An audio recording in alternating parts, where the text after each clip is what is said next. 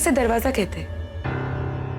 कुछ लोगों के लिए अंदर आने के लिए खुलता है और कुछ लोगों को बाहर निकालने का रास्ता दिखाने के लिए।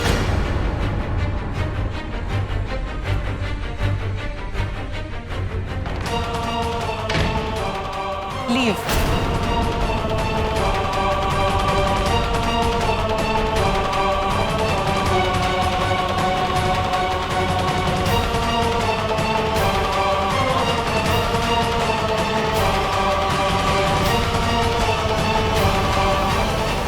मैं जेलस नहीं हूं मधु, और मुझसे इस तरह बात करने के लिए एक दिन तुम अपने आप को माफ नहीं कर पाओगी, पछताओगी।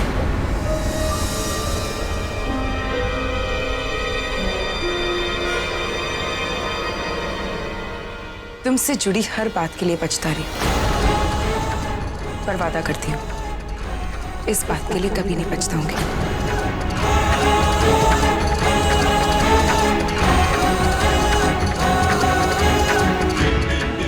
तुम उसे मुझसे ज्यादा दिनों तक नहीं छुपा पाओ। मिस्टर ऋषभ कुंद्रा, मैं बहुत शांति से बात कर रही हूँ, तो प्लीज अपनी आवाज नीचे रखिए। दोनों की बेइज्जती हो जाएगी और इस वक्त मुझे सिर्फ अपनी पड़ी है। तो प्लीज अगली बार अपनी भड़ास निकालने के लिए यहां मत आइएगा।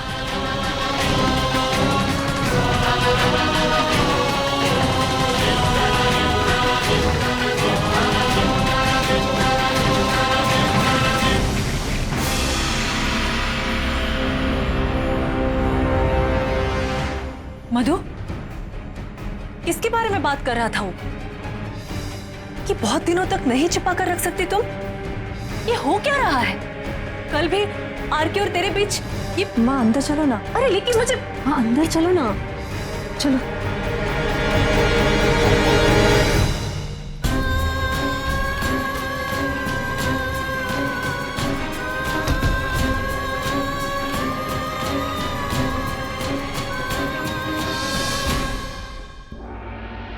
उठा।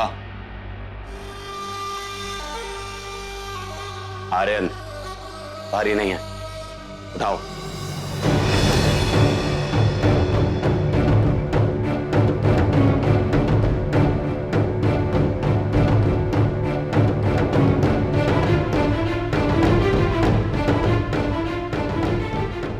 करते रहो जब तक मैं ना कहूं, रुकना नहीं। Very good. 1 2 3।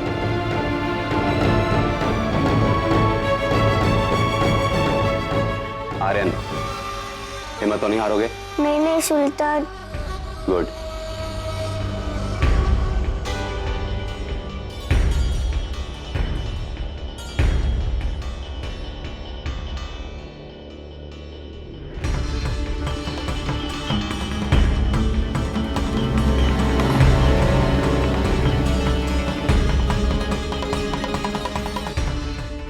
भुजंग का फोन आया था, आज रात को आ रहे वे लोग। आर्यन, रुक क्यों गए? करते रहो। सुल्तान, तुम आज फिर सुबह शहर गए थे? पुलिस ने तुम्हारा चेहरा नहीं देखा है, पर हर पुलिस वाले को वर्दी पहनने से पहले तुम्हारा नाम रटाया जाता है। और सिर्फ पुलिस ही क्यों, बाकी दूसरे लोगों को भी अगर पता चल गया ना कि तुम हिंदुस्तान वापस आ गए हो और यहाँ से सब संभाल रहे हो, तो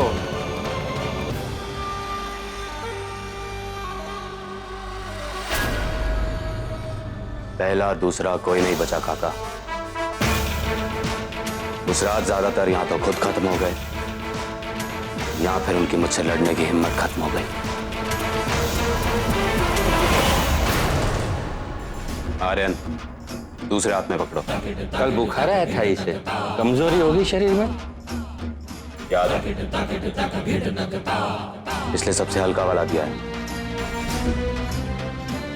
और बूढ़े हो गए हो आप, और भूल रहे हो कि इस घर में कमजोर सिर्फ दुश्मन को कह सकते हैं।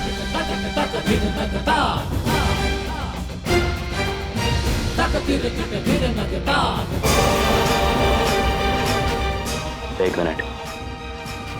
आर्यन, 10 बार और करना,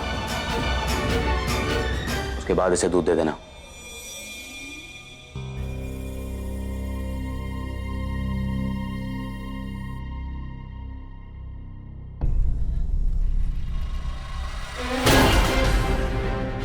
शूट आउट? ये क्या कह रही है तू मधु? तो उस रात उसने तुझे लिफ्ट नहीं दी थी, तो तूने मुझसे झूठ कहा था।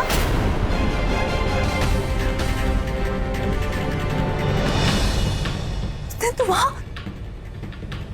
तू वहां थी, और कल रात भी तू मुझसे झूठ बोलकर बाहर चली गई थी।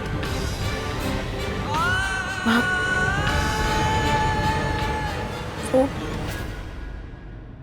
उसका बेटा।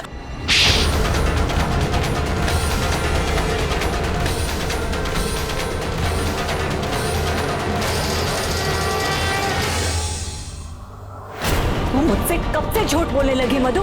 कब से? क्यों किया तूने ऐसा?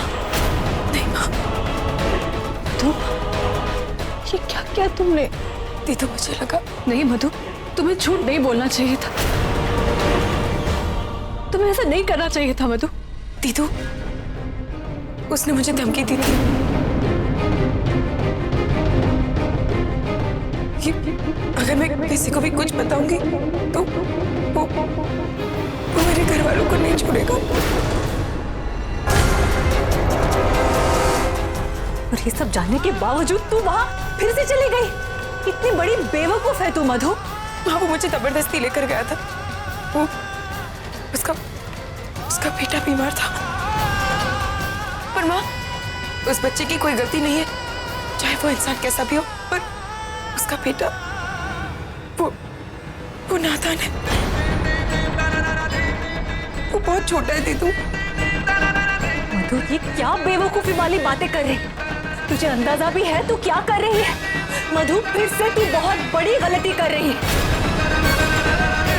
और मैं ये होने नहीं दूंगी।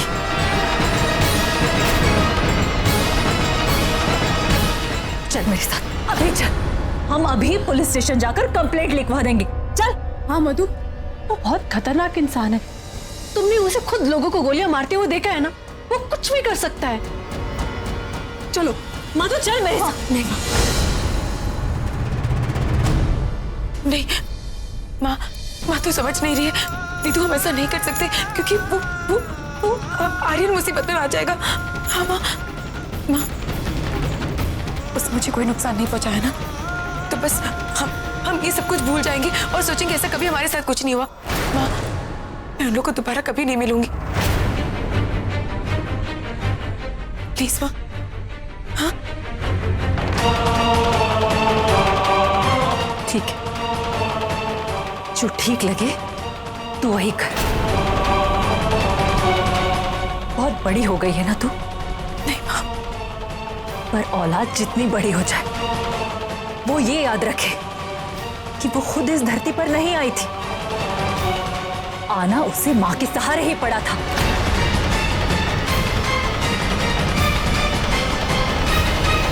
इसलिए औलाद चाहे या ना चाहे, उसकी जिंदगी पर मां का हक होता है। तो खबरदार इस जिंदगी को जरा सा भी खतरे में डाला तो, समझी?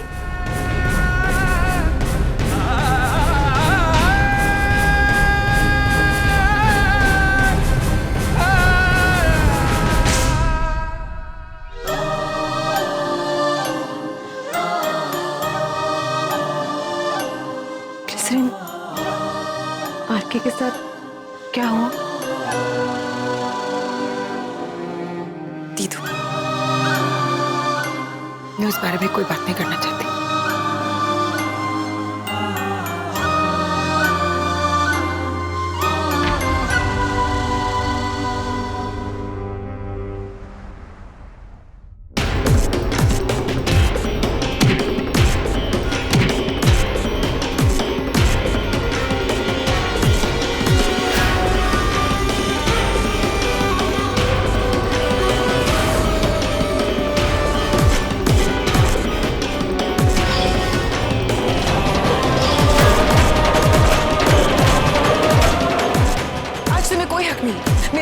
करने का, मुझसे सवाल पूछने का, मुझे दर्द पहुंचाने का, या मेरे घर पर आकर इस तरह तमाशा करने का?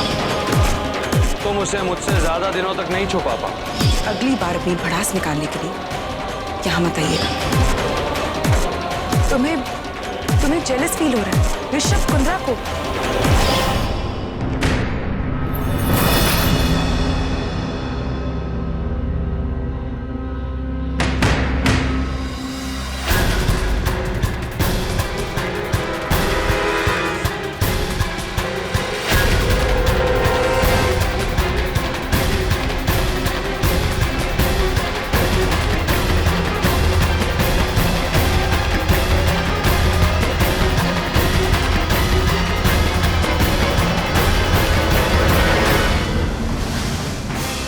बिट्टू जी, ये आदमी कौन है? पता लगाइए।